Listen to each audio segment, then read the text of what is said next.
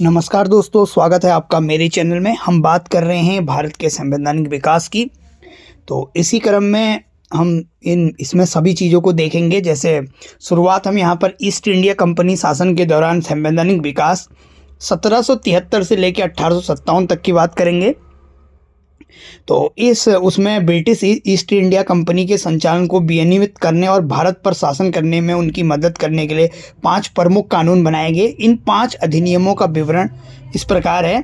पहला है 1773 का रेगुलेटिंग एक्ट। 1773 के रेगुलेटिंग एक्ट ने भारत में केंद्रीकरण प्रक्रिया की शुरुआत करी है। यदि इसके स्टेप बाय स्टेप बात करें तो यह अधिनियम भारत में ईस्ट इंडिया कंपनी के मामलों को नियंत्रित व विनियमित करने के लिए ब्रिटिश संसद द्वारा पारित पहला अधिनियम था। इस अधिनियम के अनुसार बंगाल के गवर्नर को गवर्नर जनरल नियुक्त किया गया। वारेन हेस्टिंग्स भारत के प्रथम गवर्नर जनरल बने। इस अधिनियम ने बम्बई और मद्रास के गवर्नरों को बंगाल के गवर्नर के अधीन कर दिया। गवर्नर जनरल को नियम और विनियम बनाने का अधिकार दे दिया गया। गवर्नर जनरल को 4 सदस्यों की एक परिषद द्वारा सहायता प्रदान की जाती थी। कंपनी में निदेशकों की संख्या 4 निर्धारित की गई। गवर्नर जनरल को कंपनी के निदेशकों के आदेशों का पालन करना पड़ता था।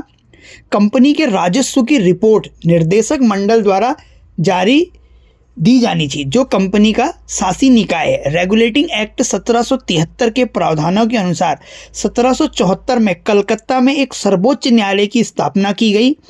सर्वोच्च न्यायालय में एक मुख्य न्यायाधीश और 3 सहायक न्यायाधीश होते हैं।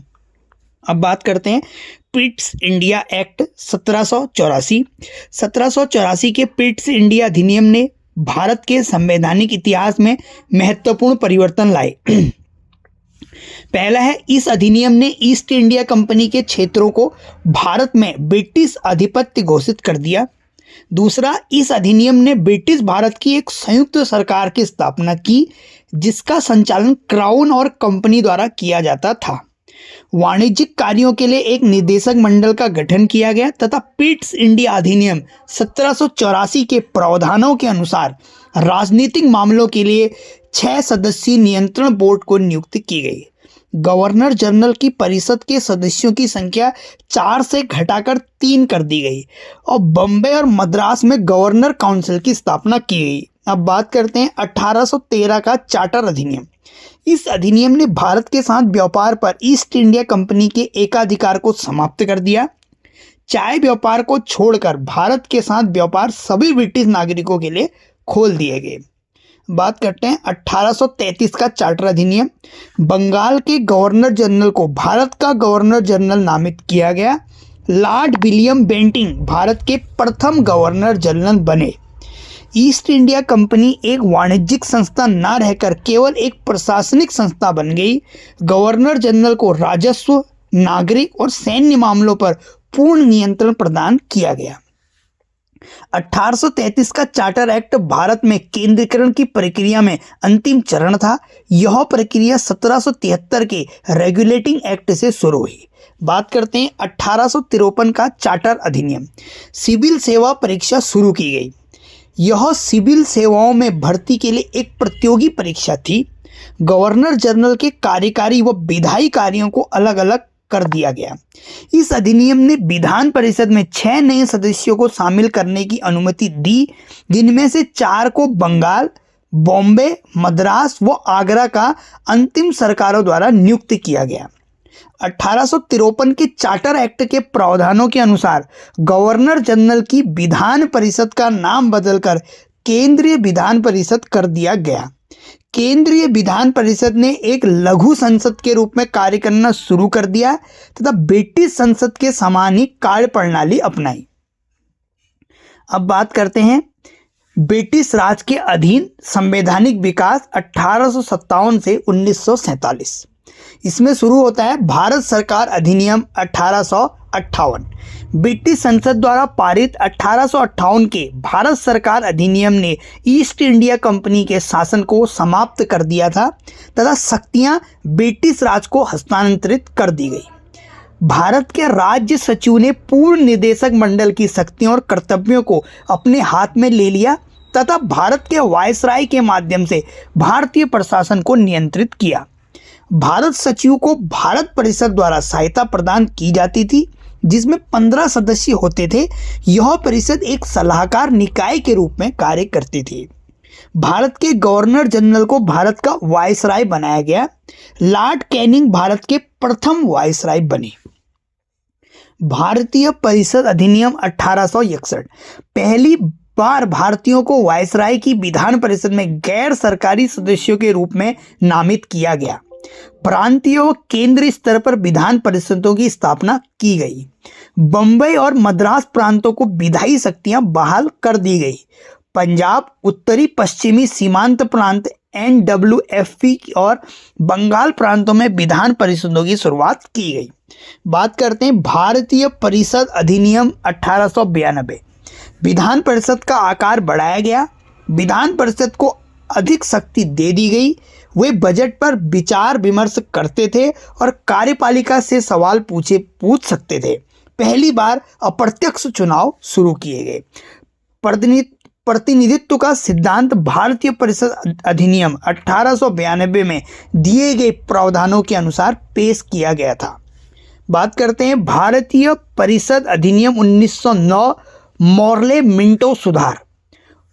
पहली बात, 1909 के भारतीय परिषद अधिनियम को सामान्यतः मॉर्ले मिंटो सुधार के नाम से जाना जाता है। पहली बार विधान परिषद के लिए प्रत्यक्ष चुनाव शुरू किए गए। केंद्रीय विधान परिषद का नाम बदलकर इंपीरियल विधान परिषद कर दिया गया। पृथक निर्वाचन मंडल प्रदान करके सांप्रदायिक प्रतिनिधित्व की प्रणाली शुरू की गई। सीटें केवल मुसलमानों के लिए आरक्षित थी और केवल मुसलमान ही मतदान कर सकते थे। पहली बार भारतीयों को वायसराय को कार्यकारी परिषद में नियुक्त किया गया। सत्येंद्र सिन्हा विधि सदस्य थे। उसके बाद बात करते हैं भारत सरकार अधिनियम 1919 मॉन्टेग्यू चेम्सफोर्ड सुधार। भारत सरकार अधिनियम 1919, जिसे मॉन्टेग्यू चेम्सफोर्ड सुधार के नाम से भी जाना जाता है, प्रस्तुत किया गया है। पहली बार द्विसदनीयता की शुरुआत हुई। प्रांतीय और केंद्रीय विषयों को अलग कर दिया गया। प्रांतीय विषयों में द्वैत शासन प्रणाली शुरू की गई। इसे आरक्षित और हस्तांतरित में विभाजित किया गया। हस्तांतरित सूची में कृषि, स्वास्थ्य, शिक्षा व स्थानीय सरकार को देखरेख शामिल थी। हस्तांतरित सूची प्रांतीय परिषद के प्रति जवाबदेह मंत्रियों की सरकार को दे दी गई। आरक्षित सूची में संचार, विदेशी मामले, रक्षा शामिल थे।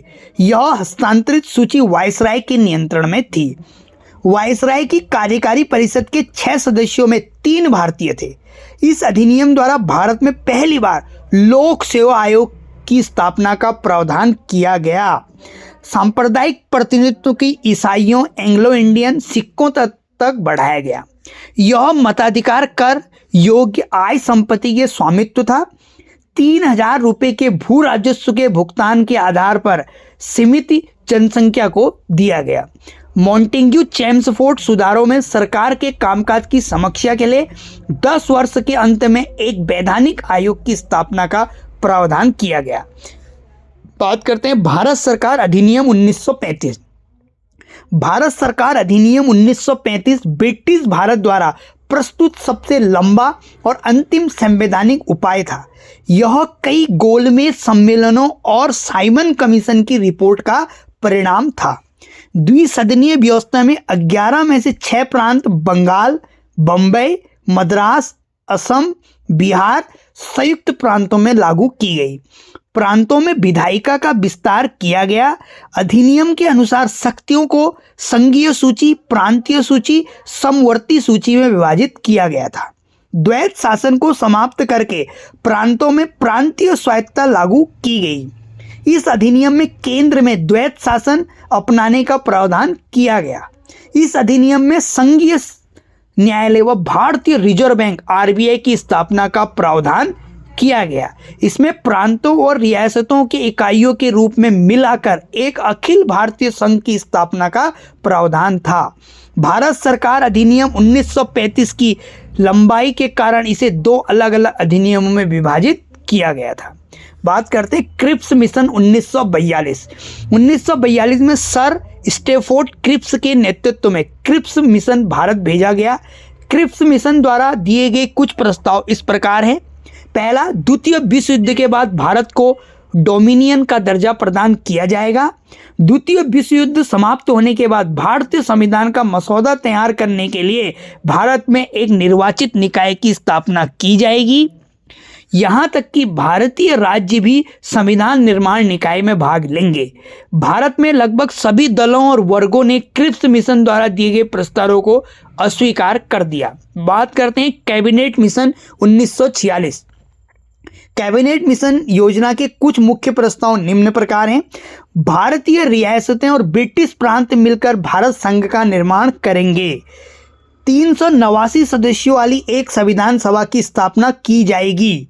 प्रमुख राजनीतिक दलों के 14 सदस्यों द्वारा एक अंतरिम सरकार बनाई जाएगी। संविधान सभा नामक एक प्रतिनिधि निकाय का गठन किया जाएगा। संविधान तैयार होने तक संविधान सभा डोमिनियन विधानमंडल के रूप में कार्य करेंगी। संविधान निर्माण होने तक भारत का प्रशासन भारत सरकार अधिनियम 1935 के अनुसार किया जाएगा। माउंटबेटन योजना, भारतीय स्वतंत्रता अधिनियम 1947। ब्रिटिश भारत का विभाजन 15 अगस्त 1947 से भारत और पाकिस्तान में हो गया। संविधान सभा को पूर्ण विधायी अधिकार प्रदान किए गए। प्रांतों और राज्यों दोनों में सरकारें स्थापित की गई। बात करते हैं प्रमुख समय स्वतंत्र भारत के संविधान की प्रमुख मेन बातें। भारतीय संविधान का प्रारूप संविधान सभा द्वारा तैयार किया गया था, जिसे इस विशाल कार्य को पूरा करने में लगभग 3 वर्ष लगे। संविधान सभा की पहली बार बैठक 9 दिसंबर 1946 को बुलाई गई थी। 14 अगस्त 1947 को समितियों के गठन का प्रस्ताव रखा गया। 29 अगस्त 1947 को प्रारूप समिति की स्थापना की गई और संविधान सभा ने संविधान लिखने की प्रक्रिया शुरू की। राष्ट्रपति के रूप में डॉक्टर राजेंद्र प्रसाद ने फरवरी 1948 में स्वतंत्र भारत के लिए संविधान का मसौदा तैयार किया। संविधान 26 नवंबर 1949 को अपनाया गया। 26 जनवरी 1950 को संविधान लागू हुआ और भारत एक गणराज्य के रूप में स्थापित हुआ। उस दिन विधानसभा का अस्तित्व समाप्त हो गया तथा यह 1952 में नई संसद के गठन तक भारत की अंतिम संसद में परिवर्तित हो गई। यह विश्व का सबसे लंबा लिखित संविधान है, जिसमें 395 अनुच्छेद और 12 अनुसूचियां थी। Thank you.